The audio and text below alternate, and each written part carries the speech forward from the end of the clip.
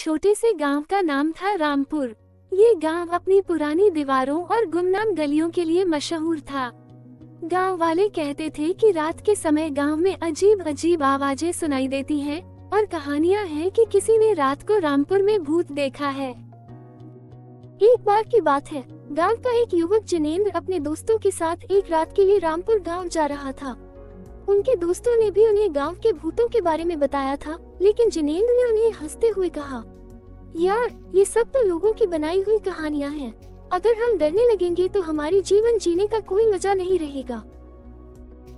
गांव पहुंचकर जिनेंद्र और उसके दोस्त ने गांव के बड़े बड़े घरों के आसपास घूमना शुरू किया।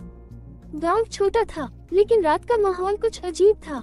चांदनी रात की चांदनी अलग ही भूतिया माहौल बना रही थी। देर रात हो गई थी और गांव में शांति छाई हुई थी। जिनेंद्र और उसके दोस्त एक विशाल और भूतिया बगीचे की ओर बढ़े। बगीचे में कुछ अजीब सी आवाजें सुनाई देने लगी, लेकिन जिनेंद्र ने उन्हें ध्यान नहीं दिया। अचानक वहां से एक वृक्ष की छाया में कुछ दिखाई दिया। वे देखने के लिए वहां गए और वहां एक बड़ी पुरानी किताब खोई हुई थी। जिनेंद्र ने किताब को उठाया और देखा कि यह एक पुरानी गांव की दास्तान थी। उसमें लिखा था कि गांव में कई सालों पहले एक भूत बसता था जो रात को गांव की सड़कों पर घूमता था। लोग कहते थे कि वहां अक्सर अजीब अजीब आवाजें सुनाई देती थी और किसी ने भूत को देखा भी था। जिनेंद्र ने ये सुनकर भी विश्वास नहीं किया और अपने दोस्तों को भी हंसते हुए कहा, ये सब लोगों की फैंटेसी है, हमें किसी भी भूत से डर।